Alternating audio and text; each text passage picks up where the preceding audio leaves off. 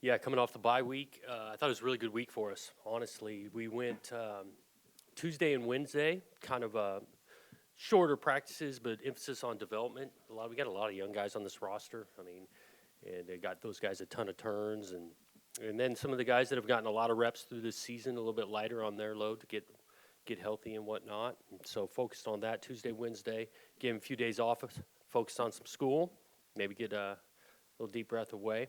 And then we were back to practice yesterday. That was really our first practice focused on Arizona. Thought it was good energy. I know guys are excited to get another opportunity. So, and that's what we've got this week. Arizona, explosive team, can score a bunch of points in a lot of different ways. Starting at the quarterback position, running back. I mean, shoot, they've been scoring on everybody. So that's going to be a real challenge. But our guys, again, excited to get back on the road. Really looking forward to it. We might as well start with the news first with Arizona changing coordinators. What goes into the dynamic from your standpoint? Not a ton. I mean, really, we were focused so much on the tape and what they've done in their games leading up to this, and that's really what you focus on. The schemes they've been running, the players they have. You know, the players are what really counts out there, and so that's our focus. Have you over your career, have you had much experience going up against a team that just changed coordinators, defensive coordinators, and be seen? Seems like that tends to give them a jolt of energy from what I've seen. I think it can. You just don't really know exactly how it all play out. I can't remember a time off the top of my head that there'd been a change and we were the next opponent. Injuries. You said you did some practicing yesterday. Jefferson and Eldridge. Yeah. They did a light amount and moved around okay. We'll kind of see how they respond to that and throughout the end of the week. But I'd put them at 50-50, but we'll see how practice goes. Tago. Really the same. He did a little bit, not a ton yesterday. I'm trying to add to that as the week goes on and see if we can get him ready. Smith and Lavaca. Yeah, both those guys didn't do much yesterday. There's a chance they will Tuesday, Wednesday. I'll have a better idea with Shamar and Gus. Is anything wrong with Sean Wilson? He didn't play last game. No, that was a little bit David Morris getting in the mix and J-Mo playing well. But he played a little on teams and just didn't play as much on defense. I'm going to ask this just because I want to get you on the record because I get this asked all the time. But Jermar Jefferson, there has not been any talk of him redshirting, is there? There is not. He's anxious to get himself back out there, and we're hoping it's this week. The fans and the media will ask questions and wonder about Khalil Tate, a player who in 1 year runs all over the place, and then that seems to change. Mm-hmm. From your standpoint, do you just prepare for what he was and what he's currently doing? Well, you definitely prepare for what he's currently doing. I mean, I watched the tape against Stanford. The guy ripped off like a 60-yard touchdown run. The guy's an explosive player. I think he's throwing it pretty well. I mean, they're throwing it for a good amount of yards, too. The guy's dynamic. What did you do for the bye? We, like I said, focused on practicing development. We did some recruiting. Coaches got out on Thursday and Friday and saw some games, got in some schools, which was awesome. And so, yeah, that was my week. What do you've had now? This will be your third bye you've had as a head coach. What have you learned from the first two that you think you maybe applied to this one here? Well, I know this one was a little bit different because it was later in the season, and like I said, we had emphasis on the development and really trying to get healthy with some of these guys that have played a lot. So that might have been a little bit different. I know it was different than the first bye week this year. Schedule-wise, pretty similar. Like a couple days of practice during the week, practiced on Sunday, trying to get one added day for the next opponent. I'm just wondering because last time you had a little bit of momentum going in the break, and then Stanford, you didn't. The first half was not good. Was that just That's a little Stanford. Yeah, I think that. I don't know if there's a bye week preparation that led to a first half, then we're down. And so each week is new. I do feel like we're coming into this bye or leaving this bye healthy for being after 8 games or going into 8 games. Kyrie Fisher, you seem like you're getting him on the field a little bit. He hasn't played any on defense, though. Is that correct? Or? Yeah, he was dealt with a little bit of injury early on here, And then just getting into that rotation, I think those guys are playing pretty good with Shamar and Omar and Avery and Doug. And so that's some of the part of like just getting into that rotation with those guys. But he's definitely ready. It's just a matter. Yeah, he's healthy. He has been. Getting him in the Yep. getting him in action. Okay. Yep. All right. Coach, what did you make of Simon Sandberg showing up the way? This is our first chance really to talk to you about him down at Cal. Yeah, I think he did some good things. He helps us at the line of scrimmage. You know, he can hold a point and play physical. So we've liked that out of him. And again, he's still a raw, kind of newer player that'll continue to improve, and he works really hard. Does an awesome job in practice, which I think shows up in the games now that we can get him in more.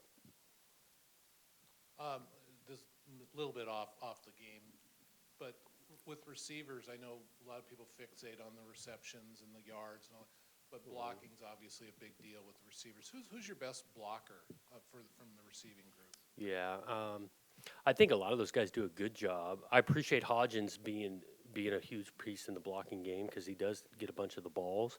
And I think Champ is fearless in there. He goes in there, throws his body around. Receiver coach Fentz does an awesome job of those guys knowing who they're supposed to be blocking, and they do their part.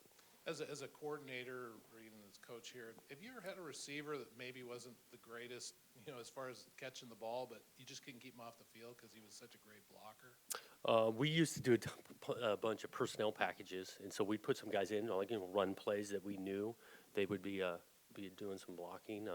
Again, catching the ball is a huge part of playing receiver, but it's not the only thing what you're getting to. And so these guys contribute in blocking or really can open the next guy to them, getting open. That's a skill set that's used besides just catching the ball. Yeah. Red shirt, you've got Austin's played 3 games and Arnold's played 2. So are you right on the fence with those 2 guys? Yeah, not really. We're good for those guys to go. I didn't. The opportunity to get them in the game last week didn't, but we're not going to shy away from putting them in. So at this point, they're not redshirt candidates. No, we'll see how the next. If you can play them, you're going to play Yes, them. yes. Where are you at with Bradford this week? Any chance he'll play? There is a chance, but he's got to get himself cleared to do it. He moved around a little bit on Sunday, but again, he's had a lot of time off here in regards to if he's going to be primed and ready this week. If we feel like he is, we'll play him. So, because he said last week he was cleared, so he's not. Well, he's got to get into some conditioning. Yeah, Right. his So injury So is clear. he's cleared, but he's not game Game ready. Yeah. How do you decide with 5 games to go if he's ready to go? How do you decide which of the five you play, which one you play him in? We've been having these conversations. I'm just anxious to get him out there, and if some of it is the particular team, beyond just offense, how he can contribute on because he's been a returner for us in special teams. If he's ready to contribute in a lot of phases, we're anxious to get him out there. It's still down the road. You've got 5 games left, but fans are talking about bowl games. I don't know. Do players even bring that up at this point, or No. do you need to win a couple more games to even have some? Yeah. You shut them down if it comes up, or Well, I try to address it right off the top of again, the only thing we control is what right in front of us this Saturday. And that's been the focus, the mantra. I think it's a total waste of time to be thinking about what could, that, and the other. We know we got a great opportunity this Saturday to play a game. We win this game, and that'll continue on. That's really the focus. You get too far ahead, that leads to problems. No, that was kind of my question, but obviously you take it one game at a time, Coach. But do you have like a goal list, like in the team locker room that guys like kind of look up to? You could have 3 wins, got to get 3 more to get to a bowl game, or? Look, I mean, we don't have it in the locker room posted anywhere. Everyone's trying to win every game we play, and if you win enough, you get to go to a bowl game. I'm not trying to say that wouldn't be awesome, but I just know the best way to get there is by focusing on the week at hand and going week by week, and that's been our focus.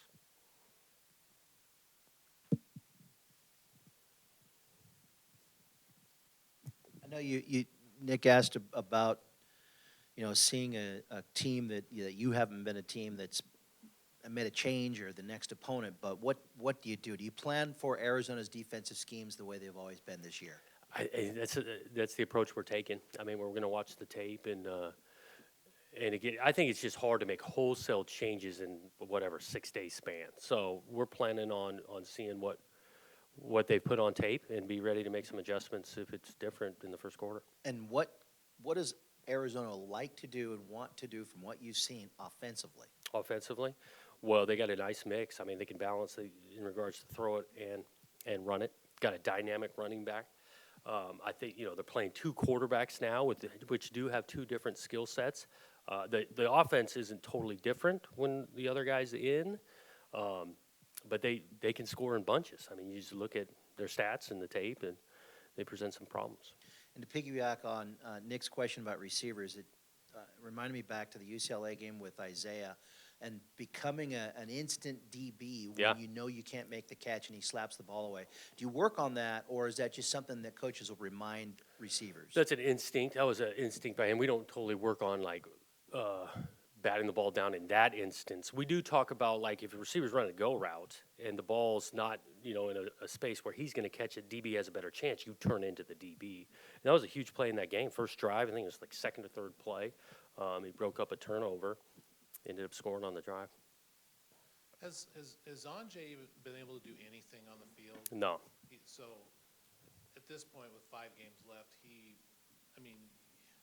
just not going to play this year. We'll see. I mean, again, we got some time here with the 3 weeks, but no, he's been healing up. He hasn't been out on the practice field. He's been doing some conditioning, So he has done that kind of thing. Yeah, he's not on crutches still. He's walking around and all that. There's still a chance.